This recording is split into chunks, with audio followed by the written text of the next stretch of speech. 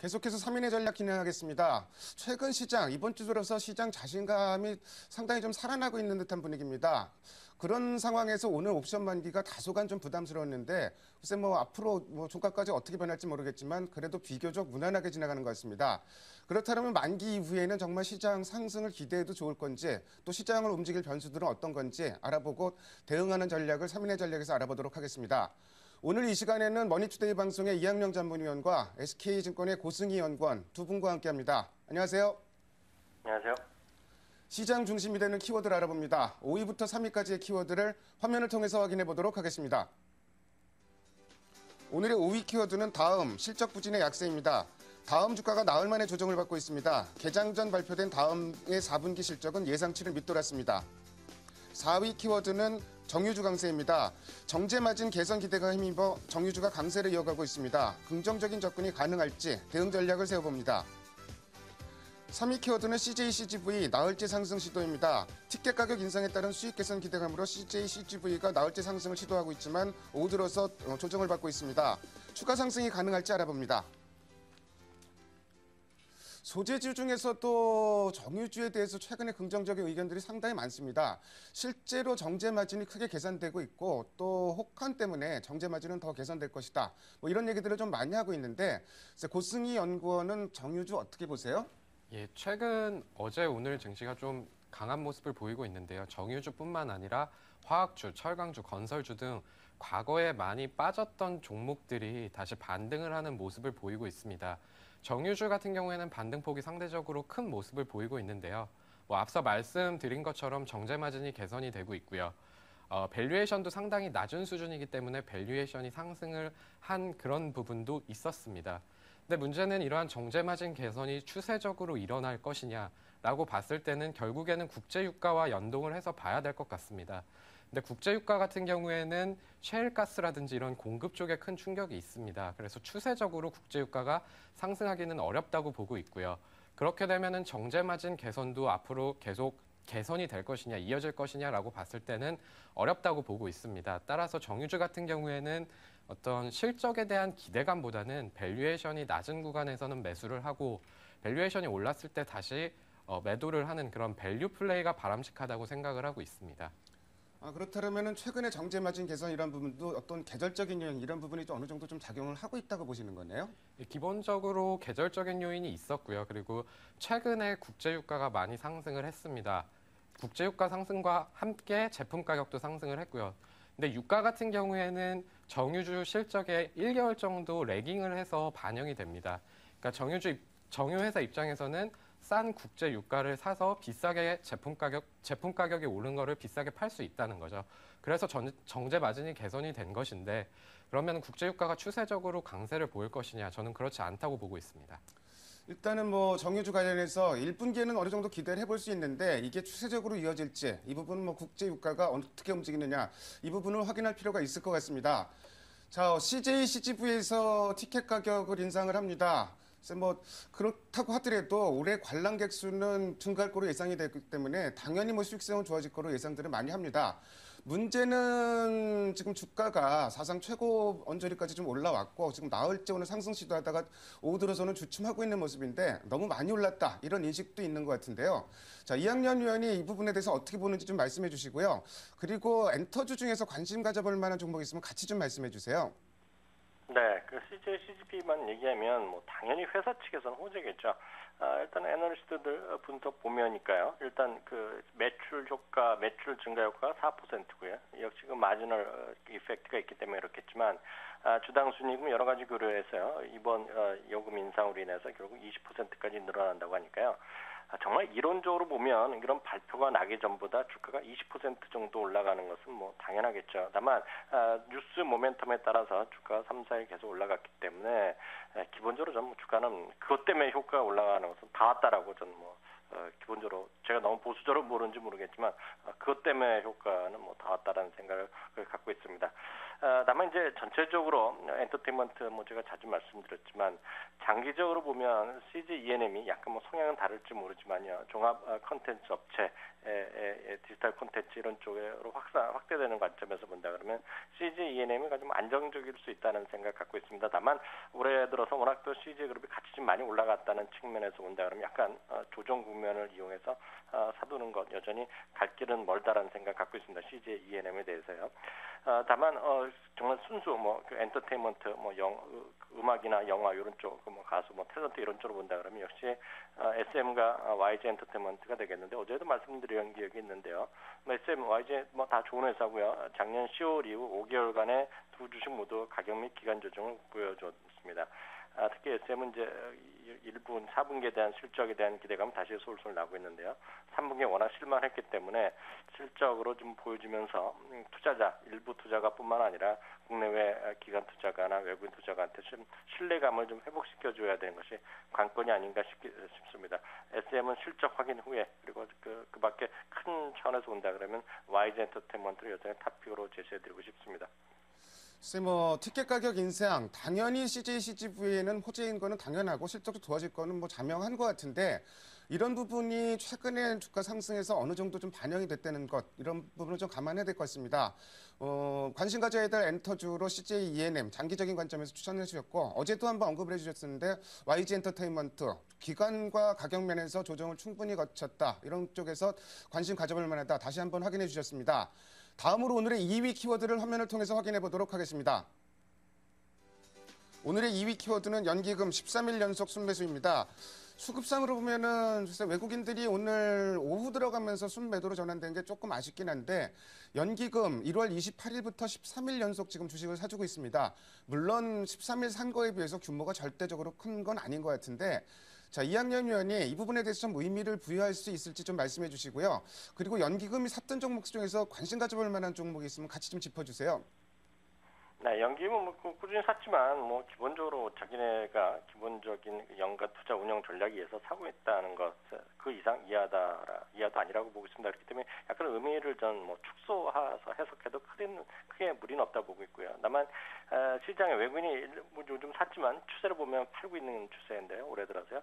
이것을 그것보다 훨씬 더 많이 사는 것은 연기금인데요. 그 역할은 역시 신정부가 들어서서 어떤 입장의 등을 보일지가 관건이 아닌가 싶습니다. 일단은 누가 경제 관련 부처장이 될지 부총리를 비롯해서 누가 될지부터가 일단 중요한 변수가 되지 않겠습니까? 지금 박근혜 당선인 주위의 일부 고인사는 엊그저께 보도를 보면 국민연금에서 주식을 이렇게 사는 것에 대해서 상당히 부정적으로 얘기했기 때문에 혹시라도 그분이 정부 고위직에 올라간다 그러면 연기금의 입장에서 보면 연기금에 우리가 기대하는 입장에서 본다면 상당히 실망스러운 결과가 나올 수 있다는 점도 우리가 충분히 어떤 염두에 두시고 대응하시면 좋을 것 같습니다. 일단 2월 이후에 꾸준히 샀던 주식 물론 제일 많이 산 건 삼성전자가 되겠는데요. 그중에서 제가 2월 이후에 꾸준하게 산 주식 중에서 특징적인 거로 한 3개를 뽑아봤습니다. 첫 번째는 SK 하이닉스가 되겠습니다. 삼성전자와 더불어서 제일 많이 산 주식 중에 하나가 되겠는데요. 반도체 가격이 꾸준한 상승세 잘들 아실 겁니다. 다만 일부에서는요 이번 춘절 이후에 다소 가격 조정이 있을 것이라는 우려감이 있었는데요. 그것에 대한 의견이 많이 틀렸다는 주장이 많이 나오고 있습니다. 그렇기 때문에 춘절 이후에도 완만하게 상승세 그리고 특히 이제 모바일 드램 쪽 모바일 기기의 워낙 확산 아니겠습니까? 특히 올해 삼성전자가 입장에서 보면 태블릿 PC를 작년도 대비 2배나 팔겠다고 했고요. 최근에 계속 삼성이나 SK하이닉스가 물량 조정을 계속 잘 해나가고 있기 때문에 반도체에 대해서는 우리 시청자분들이 좀 희망적으로 계속 보셔도 된다는 생각 갖고 있습니다. 그렇기 때문에 SK하이닉스 좀 장기적인 관점 매수 의견 드릴 수 있겠고요. 다음은 앞서 CJ CGV를 얘기하면서 잠시 얘기를 드렸지만 CJ를 많이 샀다는 것도 주목할 만한 포인트가 되겠습니다.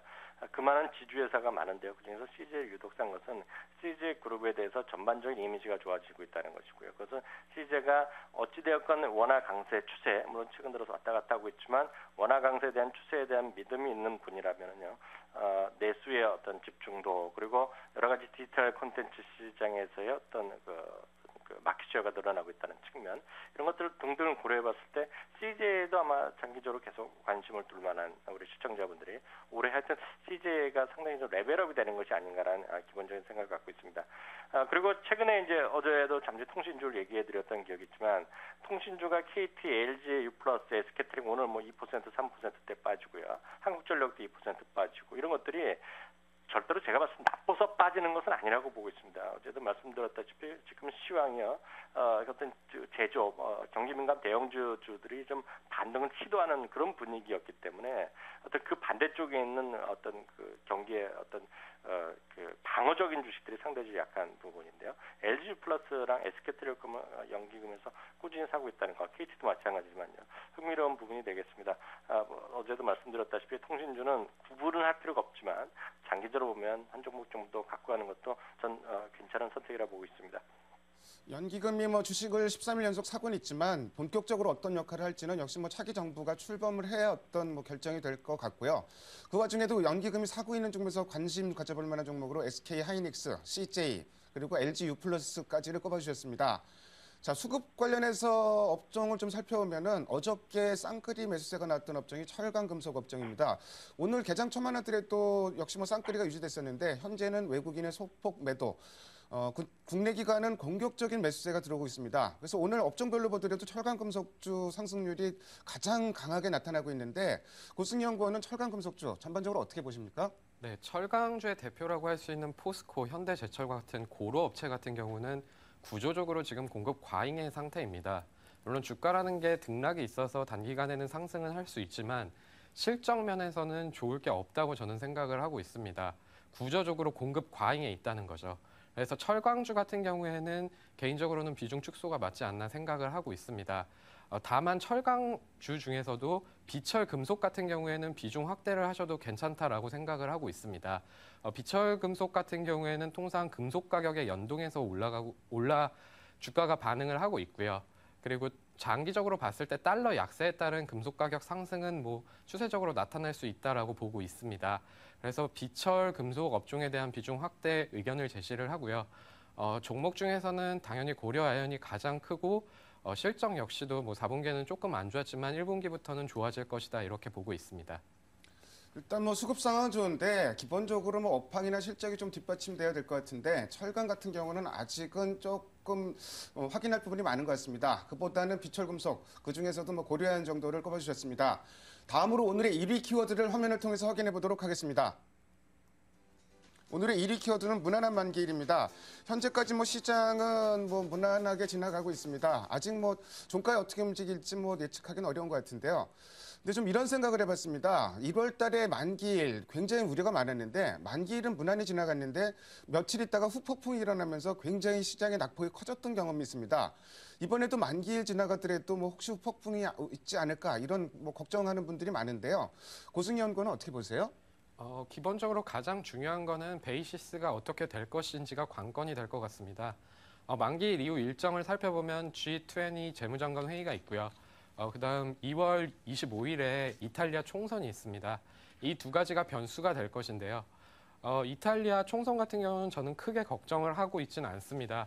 베를루스코니가 뭐 지지율이 올라가고 있다고는 하지만 여전히 여당 쪽의 지지율이 훨씬 더 높은 상황이고요. 그래서 베이시스 같은 경우는 지금 수준에서 유지가 된다면 프로그램 매도 물량은 나오기가 어려울 걸로 보고 있습니다. 이미 1, 2월 달에 12월에 나타난 그런 매수 차익 잔고의 물량이 거의 다 나온 상황이고요.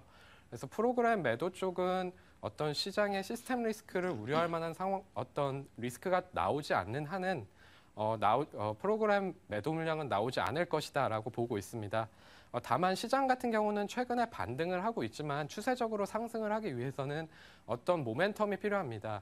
이익의 저점을 확인을 하든지 아니면은 그 글로벌 경기가 뚜렷하게 회복되는 모습이 보이든지 이런 둘 중 하나가 나와야 되는데요. 아직까지는 시장이 확인하고 가자라는 심리가 더 강한 것 같습니다. 그래서 2월에는 저희는 1900에서 2050포인트의 박스권 장세 이어질 거라고 보고 있고요. 업종 전략으로 보면은 1970포인트 이하에서는 최근에 강한 뭐 정유, 화학, 건설, 증권 등 고베타 업종에 대한 비중 확대를 하는 것이 바람직하다고 보고 있고 1970포인트 이상 국면에서는 뭐 통신이라든지 음식료 등 저베타 업종에 대한 비중 확대를 하시는 것이 바람직하다 이렇게 보고 있습니다. 일단 뭐 프로그램 만기일 이후에도 프로그램 매물 부담은 상당히 좀 덜어진 건 사실인데 어쨌든 뭐 아직은 확인할 부분이 좀 많은 것 같습니다. 그렇지만 이번 주 시장 흐름을 보면은 오늘은 뭐 코스피보다는 코스닥이 더 선전을 하고 있는데 전반적으로 소재주 쪽이나 어떤 대형주 쪽으로 무게 중심이 옮겨가고 있는 모습입니다.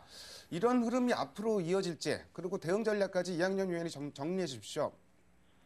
네, 전 앞서도 얘기가 좀 잠시 하셨지만은요, 그 엔달러라든가요, 원달러의 방향이 아직 불투명해가지고 G20 회담에서 어떤 쪽으로 방향이 쏠릴지 물론 기대감은 있지만은요, 100% 확신할 수 없는 시점에서 시장이 며칠 좀 살아났다고 해서 물론 1900사이선이 상당히 의미 있게 지켜진 것은 분명히 긍정적이고요.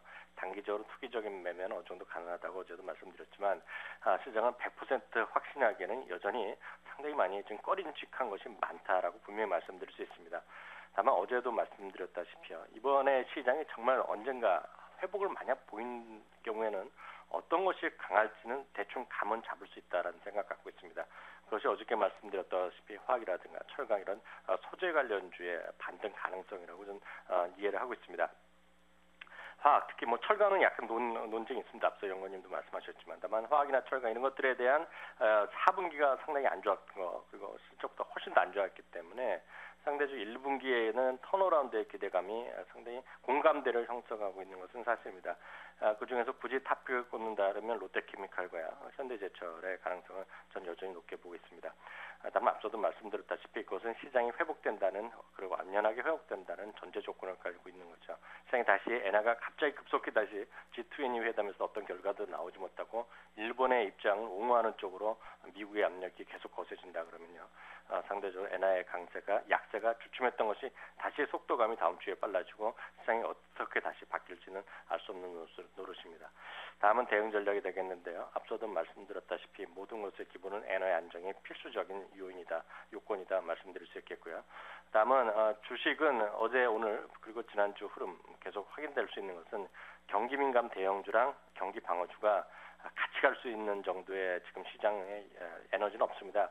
그렇다시피 앞서도 잠시 말씀드렸다시피 통신주라든가 한국전력이 나빠서 빠지는 것이 절대 아니라는 점 분명히 말씀드릴 수 있습니다.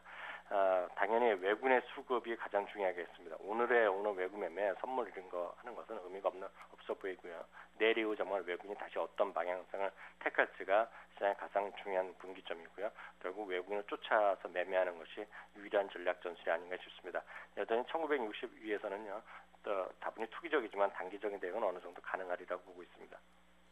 일단 시장에 이번 주 들어서 자신감이 많이 회복된 것 같은데 정말 시장이 추세적으로 상승하기 위해서는 아직은 좀 넘어야 될 산이 많은 것 같습니다.